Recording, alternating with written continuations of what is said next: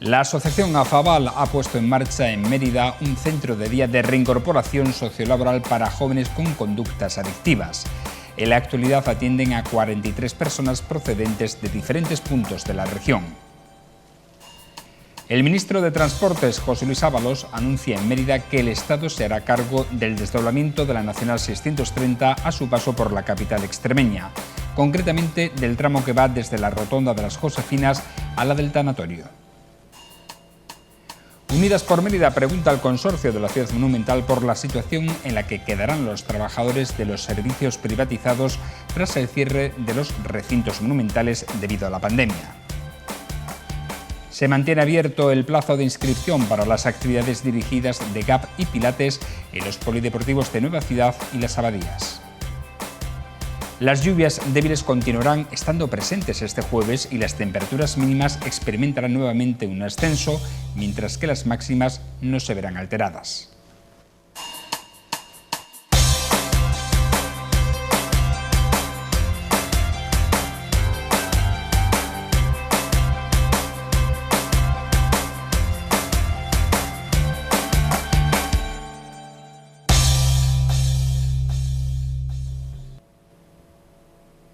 Bienvenidos a esta edición de La Picota, la número 1133, en la que vamos, en primer lugar, a desgranar la actualidad que nos deja este miércoles 20 de enero. Y vamos a comenzar hablando de la asociación AFAVAL, porque esta ha puesto en marcha en Mérida el único centro de día de reincorporación sociolaboral para personas con conductas adictivas, con el objetivo de mejorar la vida de estas y de quienes les rodean. AFAVAL es una asociación que nació en 2010 gracias a la iniciativa de un grupo de madres y padres para ayudar a las familias extremeñas con hijos que tuvieran conductas adictivas con o sin sustancias y ayudar a los padres en su tarea educativa. En este centro se realizan intervenciones de carácter social, educativa y sanitarias, así como ocupacionales, y se les facilita la incorporación al mundo laboral. El centro de día es un centro donde cualquier persona de Mérida o de la comarca, independientemente de la edad que tenga, el único requisito es que esté en tratamiento de alguna conducta adictiva o lo haya superado en algún momento. Y aquí le hacemos un itinerario personalizado donde les ayudamos a buscar trabajo, porque tenemos muchos convenios con empresas.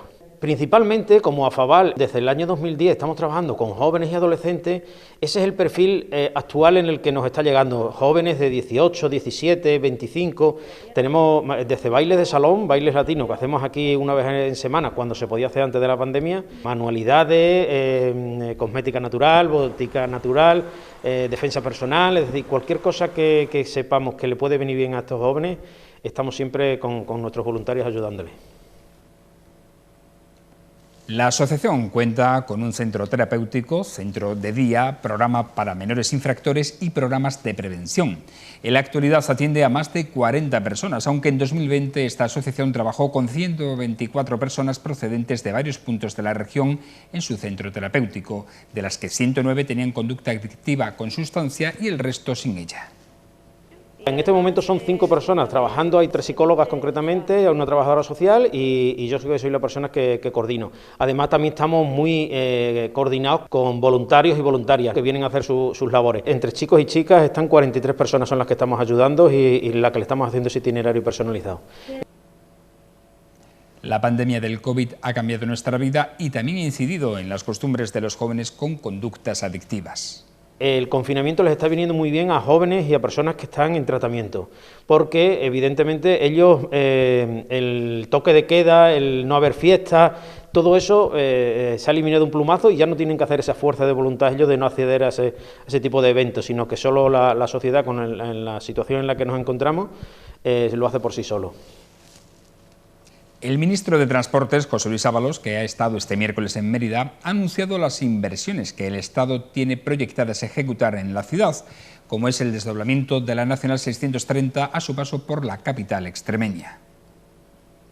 Concretamente se refiere al tramo de 756 metros que va desde la Rotonda de las Josefinas hasta la salida a la carretera de Cáceres, es decir, la glorieta del Tanatorio, y para la que se estima una inversión cercana a los 2 millones de euros. La actuación consistirá en ejecutar obras para configurar la vía con 2 carriles por sentidos. Pavimentación de aceras, calzada, señalización de tráfico, semáforos, arbolado, mobiliario urbano, carril bici y alumbrado público. Esta zona de la ciudad ha adquirido con el tiempo un gran paso de vehículos debido al desarrollo urbanístico realizado en Monte Alto y la urbanización Montedirén. El alcalde de Mérida, Antonio Rodríguez Osuna, ha calificado la noticia como histórica, ya que se trata de una demanda de la ciudad. Por otra parte, Ábalos también ha señalado que se pretende licitar durante este año la reforma de la estación del ferrocarril y la construcción de la terminal ferroviaria en el polígono industrial Espacio Mérida. La coalición Unidas por Mérida ha pedido a los responsables del consorcio de la ciudad monumental de la capital extremeña que aclaren cuál será su repercusión, la del cierre de los monumentos nos referimos, sobre los trabajadores de los servicios privatizados. Según esta formación, existen algunos interrogantes sobre el modo en el que esta decisión afectará a las condiciones laborales de los trabajadores que desempeñan sus funciones, como por ejemplo los que ocupan las taquillas y la vigilancia, ya que su privatización se tradujo en un empeoramiento de sus condiciones laborales y salariales, que pueden agravarse con este cierre. Desde el consorcio han contestado que la nómina de todos los trabajadores de la entidad están aseguradas pese al cierre temporal irrevisable de los recintos monumentales como consecuencia de la pandemia. Y señalan que, por respeto al dinero público, es más productivo y necesario adoptar esta decisión para el conjunto. También desmienten que el servicio de taquilleros y vigilantes esté privatizado y añade que se cuenta con 21 trabajadores que ejercen estas funciones con contratos indefinidos desde hace muchos años. Les hablamos ahora de deporte porque la delegación de este área mantiene abierto el plazo de inscripción para la realización de actividades dirigidas de GAP y Pilates y que se están desarrollando en horario de tarde en los polideportivos de Nueva Ciudad y Las Abadías. Se están desarrollando y se van a desarrollar en horario de tarde en los polideportivos de Nueva Ciudad y Las Abadías y tendrá un coste hasta por mes de 18,85 €. Todas las inscripciones se podrían realizar y se podrán llevar a cabo en la Delegación de Deportes del Ayuntamiento de Mérida. Con estas actividades de GAP y Pilates aumentamos a la oferta que ya ponemos a disposición de la ciudadanía meritense durante toda la campaña de invierno y otoño para el fomento de deporte y las actividades deportivas de nuestra ciudad. La clase de GAP es una actividad dirigida a tonificar y trabajar los glúteos, abdomen y piernas. En las sesiones de GAP se trabajan estos tres grupos musculares con repeticiones durante 20-25 minutos cada uno, con la ayuda de steps, mancuernas y gomas. Y Pilates es un método integral de trabajo físico que pone en movimiento todos los músculos del cuerpo, incluso aquellos que no se suelen ejercitar cuando practicamos otras actividades o deportes. Les hablamos del tiempo, porque las temperaturas mínimas continúan en ascenso, por lo que durante la madrugada no hará tanto frío como la pasada semana. Y la borrasca que atraviesa la península continuará dejándonos lluvias, aunque de carácter débiles. El jueves el cielo permanecerá nuboso o cubierto con precipitaciones débiles, las temperaturas mínimas en ascenso y máximas sin cambios, por lo que el mercurio marcará en Mérida 11 grados durante la madrugada y alcanzará los 16 grados durante el día. En Almendralejo estos valores serán de 10 y 15 grados. Los vientos soplarán del suroeste con intervalos de fuertes durante la jornada, sobre todo en zonas de sierra.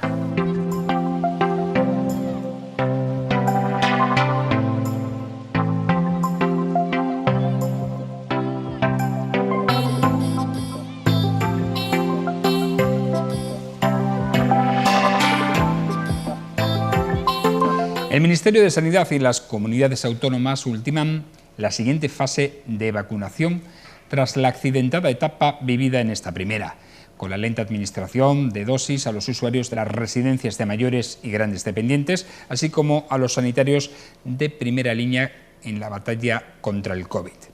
Los mayores de 70 años comenzarán a vacunarse a partir del mes de marzo, o al menos eso se pretende. porque este hecho dependerá de que se garantice la llegada de viales y de la aprobación de las nuevas vacunas por parte de la Unión Europea. En este grupo de edad se encuadran casi 7 millones de personas, por lo que me temo que su tiempo de administración será largo si se mantiene el ritmo de vacunación actual. Como también me temo que no llegaremos al objetivo para este verano de no agilizar ambas cuestiones, tanto el suministro del compuesto de Pfizer como la llegada de otras aún por determinar.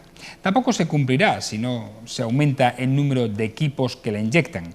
Las dudas están sembradas debido a los múltiples problemas que han surgido, así como a la gestión irregular que las comunidades han hecho de la campaña hasta ahora.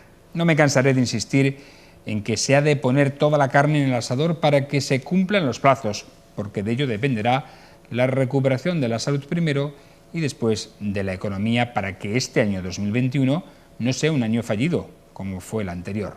Buenas noches.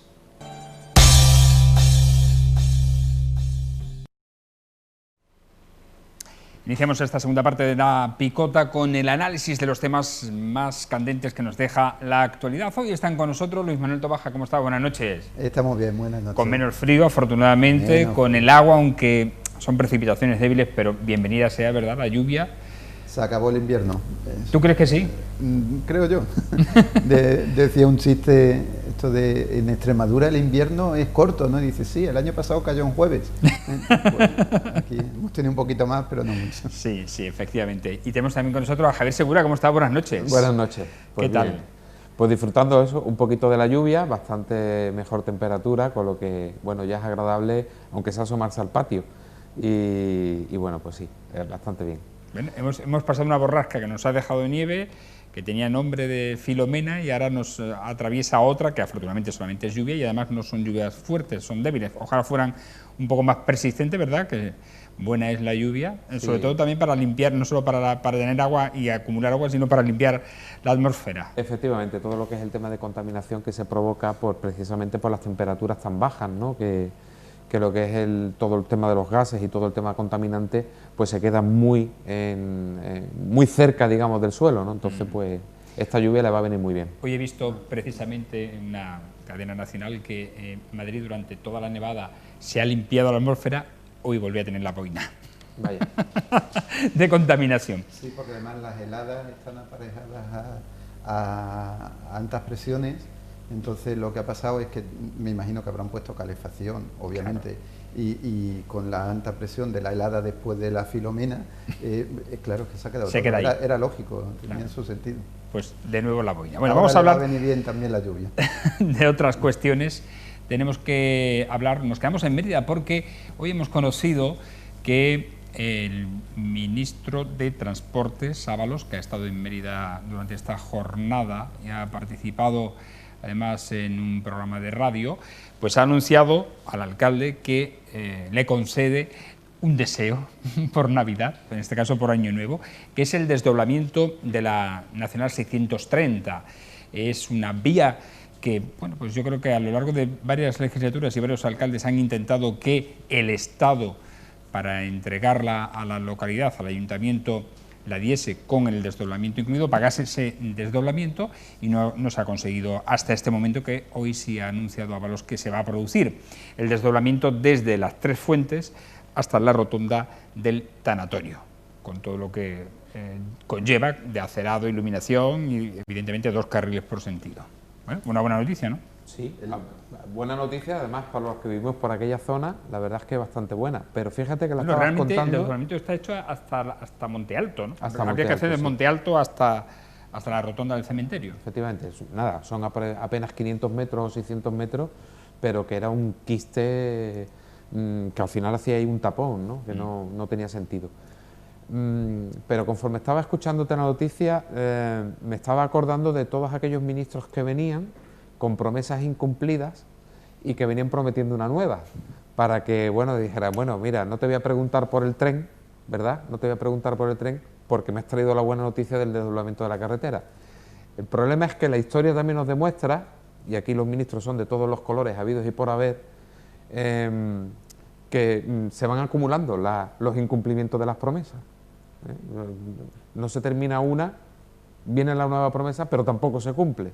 Espero, yo no quiero ser premonitorio de esto, no tengo ninguna intención, quiero creer en el ministro Ábalos, que sea una obra que termine este año. Bueno, yo espero, no es una cuantía desmesurada, supongo, el importe, pero yo, como decía aquel, antes creíamos cuando lo habíamos plasmado en el BOE, ahora hasta que no está la máquina, y aún así no, hasta que no se corte la cinta, porque incluso con la máquina se han dejado obras a la mitad, y esto nos ha pasado a nosotros, tenemos experiencia en Extremadura con el ferrocarril. No sé si fue en abril o mayo, vino el ministro de Cultura y nos prometió que antes de que terminase el curso, el año pasado, en 2020, estaban iniciadas las obras de la ampliación del teatro. Sí. Ahí está. Sí. Es que tenemos, Pero, de verdad, podemos tirar de historia, podemos tirar de historia de ministros que han venido aquí con encantamiento de serpientes. ¿Sí? Lo que me molesta, Javier, de lo que tú dices, es que yo creo que ya ni se molestan en sacar una nueva promesa. A ver, ¿cuál no hemos cumplido hace 4 años? Pues esta misma. Y bueno, lo mismo. Además, sale en el BOE y luego no se licita. Espera, o sea que vamos a recordar algunas buenas, ya que has citado de cultura. El teatro. La ampliación del Museo de Arte, Museo Nacional de Arte Romano. El Visigodo. El Visigodo. ¿Qué más? El María Luisa. El María Luisa. ¿Por dónde vamos? Bueno, María Luisa ya se está construyendo, afortunadamente. Sí, se le ve. Hasta terminar el año. Se le ve construido. Ah, bueno, sí, terminado no, ni mucho menos, claro. Pero bueno, el Visigodo ya está. Me parece que se licitó por primera vez en el 2003, 2002-2003, licitado y con varios millones en el BOE. Y no se ha puesto ni una piedra. Y todo, además, es cíclico, es una actividad interesante de realizar. Sí, porque además incluso ha estado tipificado en el presupuesto, venía la partida inicial del estudio de proyecto, que siempre es lo que se pone, estudio del proyecto inicial. Sale en el BOE, se licita, luego no sé, entonces además es una experiencia interesante cogerse la hemeroteca, ¿no? Entonces en la hemeroteca todos los años, desde el 2002-2003 hasta este mismo año 2020, aparecen siempre 3 noticias. Una, esta vez sí que empezamos con el Visigodo. Otra, hay dificultades en el Visigodo. Y 3, el año que viene comenzaremos con el Visigodo. Todos los años. Y lo mismo otras muchas. Ahora, si nos vamos a la parte de transporte, tenemos el tren, los movimientos de la estación, que yo no he visto una estación más volante que es ahora aquí, ahora más allá, ahora más cerca, ahora más lejos, que si el intercambiador, que si el terminal. Espacio Mérida. Espacio Mérida, también aquello fue otro. Con solicitaciones. La plataforma de contenedores de Renfe. De San Lázaro. De San Lázaro, efectivamente. Bueno, esa empezó a funcionar después ya. Bueno, sí, pero aquello iba también a tener su ampliación y su cosa, el levantamiento de los pasos a nivel, en fin, Sí, tenemos buenos recuerdos. Sacar la vía de Mérida, esa sí que es antigua. Todos los que queramos. Las promesas... Pero en un ejercicio de memoria rápido habéis dicho un montón de cosas, ¿eh? Es que, digo, no es maldita hemeroteca, pero sí que es verdad que tienen la muy mala costumbre de venir a Mérida con una promesa nueva cuando, para evitar que le reclamen las anteriores que no se han cumplido por distintas vicisitudes. Y como bien decía Luismi, es decir, no es una cuestión de que no se reflejara en unos presupuestos, sino eran los típicos, estas cifras aparecen en los presupuestos, pero nunca se terminaban ejecutando, ¿no? Por eso decimos que lo que aparece en los presupuestos es una cosa y después lo que se ejecuta es otra bien distinta, ¿no? Bueno, pues esperemos que sea así. El presupuesto es cercano a los 2 millones de euros, eso para el Estado no es mucho, más bien calderilla. La rotonda desde las Josefinas hasta el tanatorio se puede haber hecha realidad, porque entre otras cosas, aquí, y lo hemos demandado en muchas ocasiones, hay varios pasos ahí, como el del propio tanatorio, que es peligroso cruzarlo, porque no hay, entre otras cosas, un paso de peatones, ¿no? Y al parecer eso es la competencia del Estado, en fin, lo tiene que utilizar la DGT, un rollo. A ver si ya con esto, pues ya eso se soluciona también ese problema endémico que puede provocar incluso accidentes, ¿no? Bueno, vamos a otro asunto, hablamos de la pandemia, nos metemos de lleno en ella porque, como sabéis, el alcalde de Mérida ejerce ahora, porque le corresponde el turno a la ciudad, como presidente del Grupo de Ciudades Patrimonio de la Humanidad. Y ayer anunció dio su opinión acerca de cómo debe prepararse el turismo de cara al verano y de cara al segundo semestre damos por hecho ya que el primero está perdido, pero sí hay que intentar no perder o al menos mitigar los efectos de un turismo negativo en la ciudad, que pueda volver a recibir turistas, tanto en Mérida como en el resto de ciudades, las otras 14 que forman este grupo de ciudades patrimonio, y estaba de acuerdo con el hecho de que se utilizase el pasaporte de vacunación como garantía para que los visitantes europeos pudiesen venir a las ciudades españolas y que, bueno, esta medida fuese recíproca para todos los países. ¿Estás de acuerdo con ese documento, ese pasaporte de vacunación? Sí, yo personalmente sí estoy de acuerdo. Javier, Creo tú ya que lo tienes casi. Ya, bueno, de hecho te dan una tarjeta, efectivamente, cuando has sido vacunado te dan la tarjeta donde se identifica la fecha, qué lote de la vacuna es la que te han colocado, e incluso un documento añadido donde tienes que registrar en caso de que, bueno, pues sientas algo en tu propio cuerpo diferente o anómalo, ¿no? Pero hablando del pasaporte, yo sí estoy de acuerdo. O sea, le hemos llamado pasaporte porque, digamos, salvoconducto, porque al final es lo que te permite una movilidad. Y bueno, en ese sentido, pues sí estoy de acuerdo, ¿no? Cuando matriculamos a algunos de nuestros hijos o hijas en el colegio la primera vez, tiene que llevar acompañada la tarjeta de vacunaciones al día, que es una garantía de salud pública precisamente para poder asegurar la buena calidad de la enseñanza y la buena salud del alumnado en general, y que ningún niño o niña pueda verse perjudicado porque alguno no haya cumplido con su calendario de vacunaciones en el desarrollo biológico. Eso lo tenemos muy asumido. Pues de la misma manera que lo tenemos asumido en lo que es la infancia, deberíamos de tenerlo también asumido en la vida adulta. En cuanto a los para qué, está claro que evidentemente mejora la movilidad o asegura la movilidad, y mejora en ese sentido cualquier actividad cultural o cualquier actividad económica sobre la que ha opinado en ese sentido el alcalde, y con el que digo estoy de acuerdo. La pregunta que yo me hago es ¿cuándo? ¿Cuándo es el momento adecuado para entender que efectivamente ese pasaporte va a ser eficaz para poder asegurar esa movilidad de la que estamos hablando?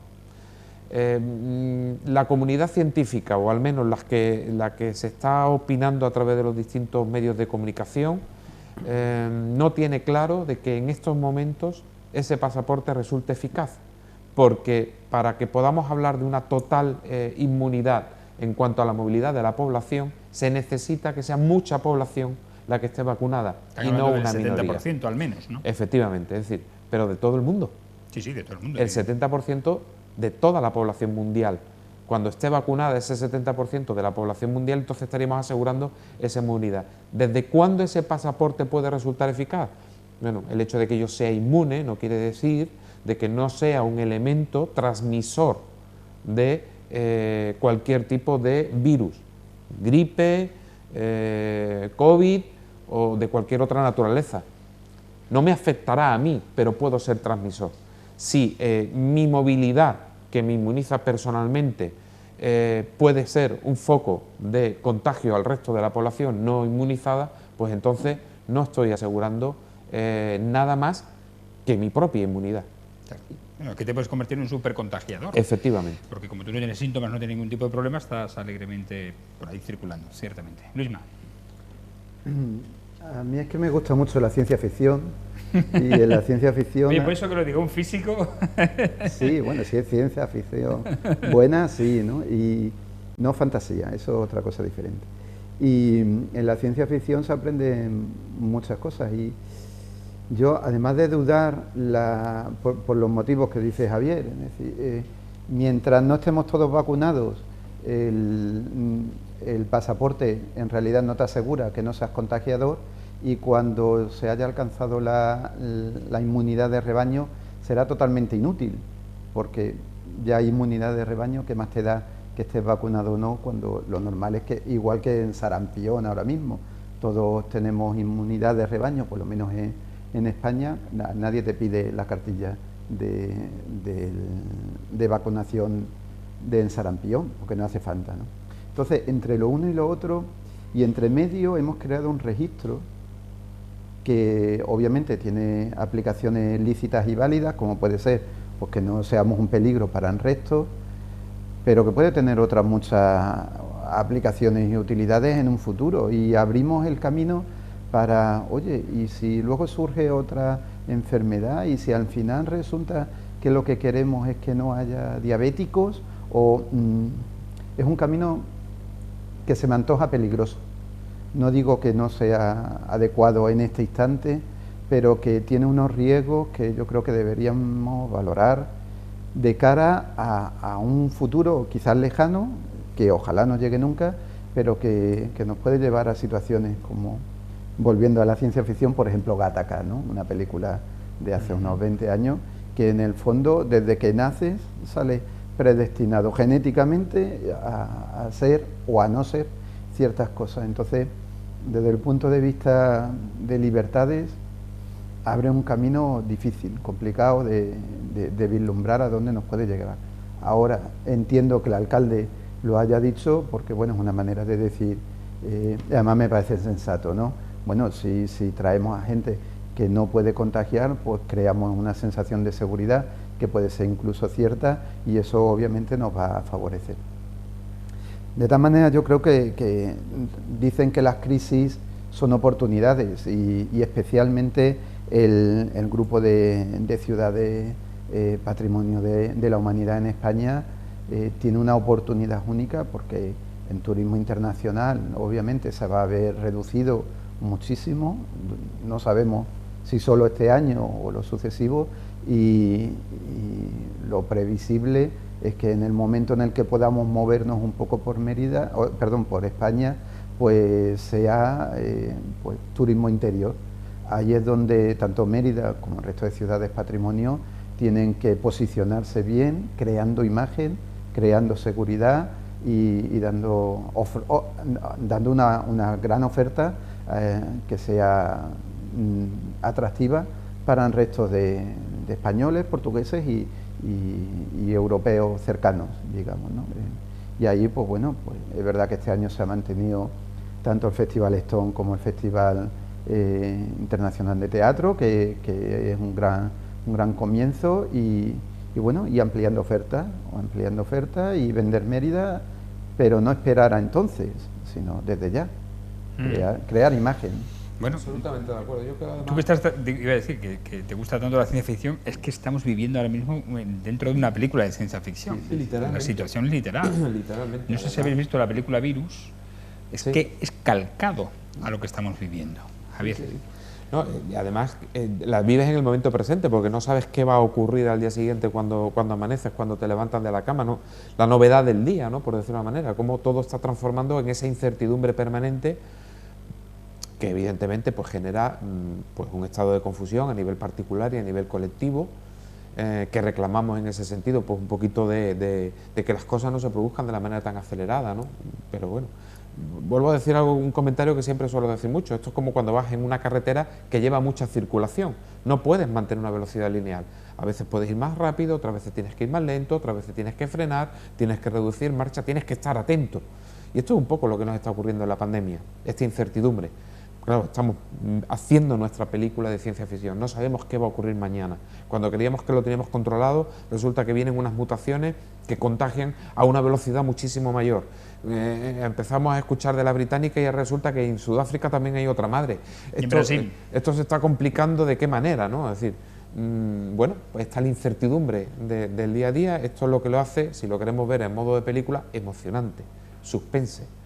Claro, como lo estamos sufriendo, pues lo vemos como lo tenemos que ver, ¿no?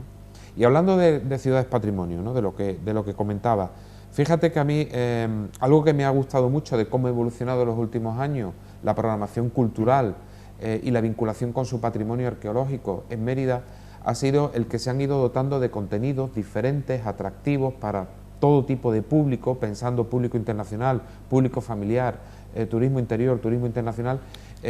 Se ha ido haciendo una programación muy interesante, musical, teatral, de calle, comunitaria, con participación ciudadana.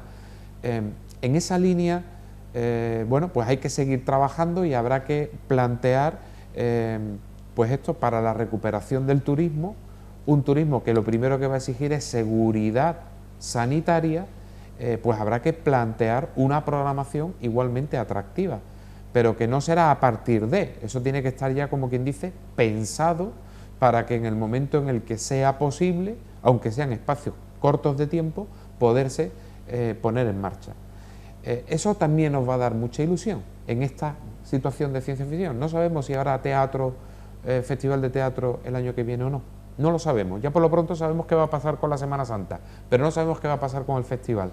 Esto tiene que estar ya planteado por si hay festival o una alternativa en caso de que no la haya. A esto es a lo que me vengo a referir, que también hay que trabajar.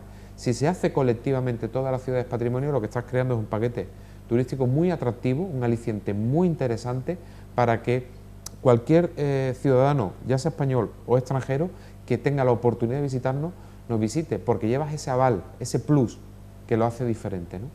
Hombre, yo supongo que en el caso en el ejemplo que has puesto, que sí lo haya, porque lo hubo en 2020 en plena crisis del COVID, ahora que todavía parece que tenemos la esperanza de que la vacunación va a ir avanzando, dependiendo también del ritmo al que avance, pero en cualquier caso se está vacunando, pues más motivo para que se celebre ese festival, ¿no? Al contrario, tenemos el ejemplo del buen resultado, ¿no?, que dio...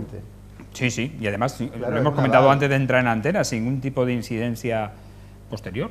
Claro, es un aval, los 3 eventos así más importantes que ha habido durante el verano en Mérida, que por lo menos hasta donde se sepa, no han significado en un repunte de contagio ni en la ciudad ni alrededores, tanto el Festival de Teatro Clásico como los distintos conciertos del Lestón, como las corridas de toros que hubo, que también se reunió bastante gente, que tuvieron su polémica en su momento, pero es verdad que... Y la programación cultural, que me parece estupenda, que hubo en el Templo de Diana. Por ejemplo, en el Festival Off. Entonces no me refiero al Festival, sino a lo que se hizo después, posteriormente. Es verdad. Que se hizo... Ahora no recuerdo el nombre exacto cómo se llamaba, pero fue un fin de semana lleno de teatro y música, etc.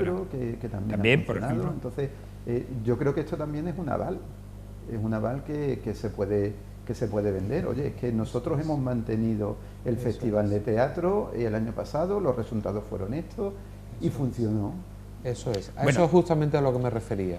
Que podemos argumentar, ¿no? Podemos decir, bueno, no podemos celebrar no sé qué porque estamos en una situación de pandemia, o podemos darle esa vuelta necesaria para decir, hay que asegurar valga la redundancia, la seguridad sanitaria del conjunto de la población, de quienes estamos viviendo aquí y nos pueden visitar, y por otro lado podemos hacer un atractivo cultural, un atractivo avalado con todo esto que estamos comentando, con la calidad y con ese conjunto de ciudades patrimonio. A mí, sinceramente, yo creo que ahí es donde también hay que trabajar y conocer ya, ¿no?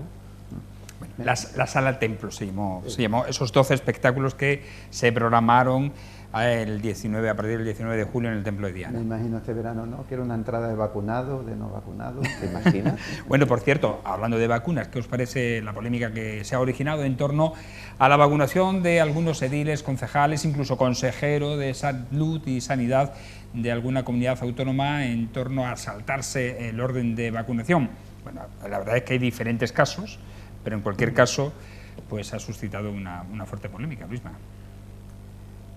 Me escandalizaría si estuviésemos en otros tiempos, pero es que ya es difícil escandalizarse por cualquier cosa. Yo creo que los responsables, alcaldes o lo que sea, se supone que, desde mi punto de vista, tienen que ser también ejemplares, como la mujer del César, no solo tienen que ser honrados, sino que además deben parecerlo, y yo creo que están dando un pésimo mensaje, entre otras cosas, porque la idea que a mí me llega de actos como este es que ellos están pensando en lo suyo, para nada en lo nuestro, para nada en lo en su pueblo, en el pueblo al que representan. Yo entiendo que obviamente toda la vacuna que nos llegue hay que utilizarla y que no se puede tirar ni media dosis, pero yo estoy seguro de que hay alternativas. Si yo soy alcalde de un sitio,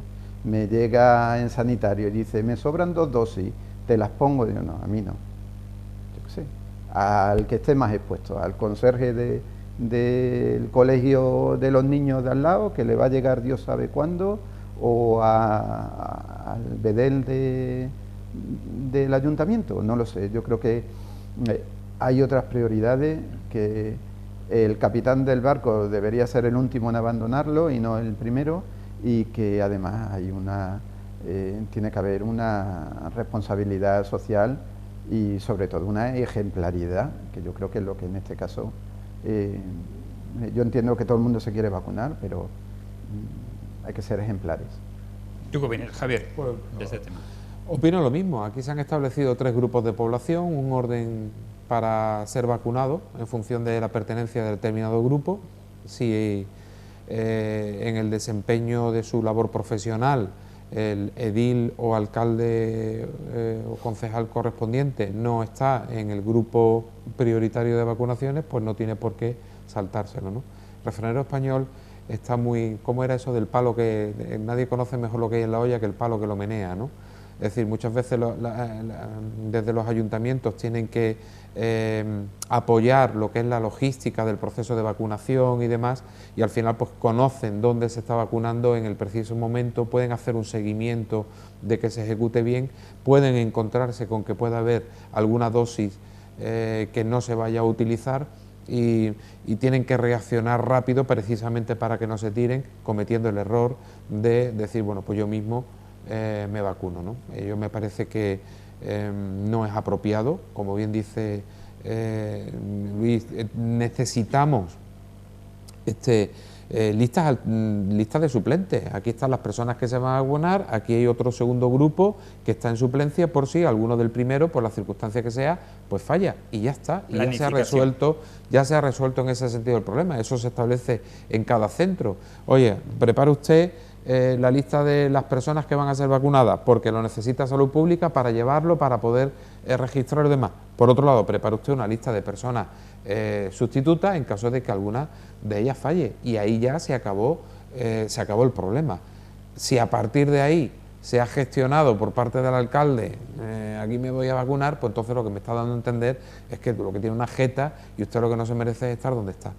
Pero también digo una cosita, que hay alcaldes que de verdad, pensemos en los pequeños pueblos, y lo digo en serio, que en el ejercicio de su cargo de alcalde hacen de todo y están tan expuestos como cualquiera que esté vinculado al sector de personas mayores, sanitario, comunitario, educativo, y están realmente muy expuestos porque se la pasan viviendo con el vecindario continuamente, haciendo cosas para los vecinos y las vecinas. Entonces, sí, hace poco leí también, por ejemplo, hay un alcalde de La Parra, muy cerquita de aquí, que ponía su coche para hacer las compras a las personas mayores, ¿no? durante todos estos meses, ¿no? Y ha estado pues al pie del cañón ahí el primero, ¿no? Quizás en ese sentido, bueno, a lo mejor puede haber algunas excepciones. Pero sí es cierto que el servidor público debe ser ante todo servidor público, y lo que tú dices, el capitán siempre es el último, ¿no?, en salir, en abandonar el barco. Luego ahí, desde mi punto de vista, transmite 2 mensajes que son tremendamente demoledores. El primero es que lanza un mensaje a la población en general de sálvese quien pueda, y eso es muy peligroso. Alerta a la población. Sí. Exactamente, dice, ostras, espérate, ¿y por qué no yo, no? Entonces, ese mensaje rechina mucho, ¿no? Y luego, por otro, que es algo que yo vengo viendo desde el principio. Hablábamos de ciencia ficción al principio, y a mí siempre me ha resultado llamativo que cuando hay una pandemia en una película de ciencia ficción de Estados Unidos, la de Virus, que decías, está todo protocolarizado, todo tiene su protocolo. Parece ser que en España no. Aquí no ha habido protocolos para nada.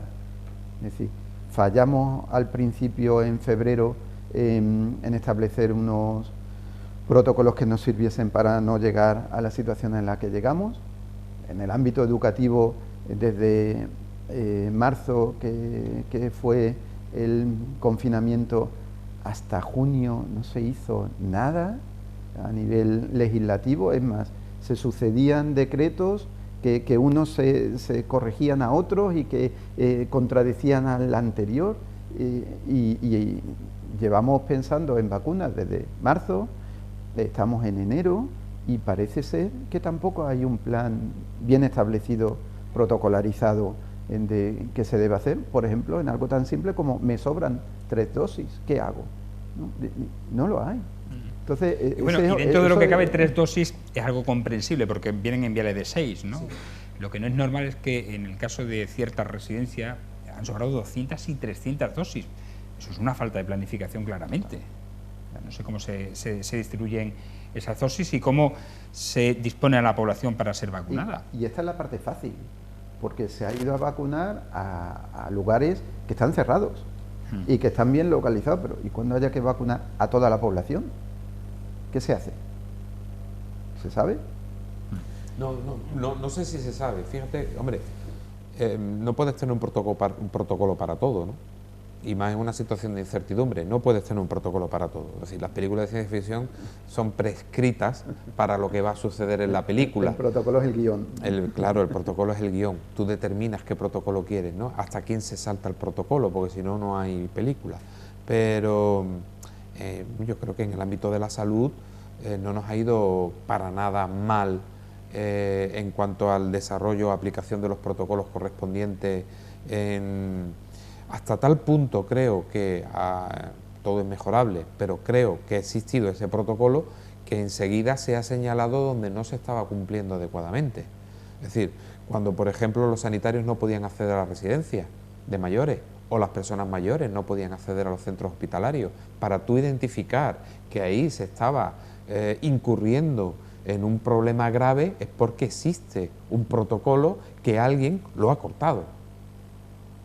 Y esto, bueno, pues ahí lo tenemos. Ahora, ¿cómo trasciende algo de salud pública al ámbito educativo, que lo tiene todo precisamente muy protocolarizado en condiciones normales? ¿Dónde están los puntos de...? Sí, ¿se ha tardado mucho? Sí. ¿Son muchos los interlocutores? También. No solo son las comunidades autónomas con sus propias competencias, también las propias comunidades educativas, también los propios centros educativos con sus circunstancias. Sí, quizás nosotros lo que no somos es ágiles a la hora de decidir determinados protocolos, es mi opinión. Bueno, nos vamos. La verdad que es apasionante el debate que hemos tenido hoy en torno a todo lo que nos rodea en cuanto a la pandemia y también en la primera parte de infraestructuras. Gracias, Javier, que bueno, tú que ya has sido vacunado, se puede decir, ¿no? Sí, no tengo ningún problema. Es personal individualmente de primera línea. Sí, en el grupo 1.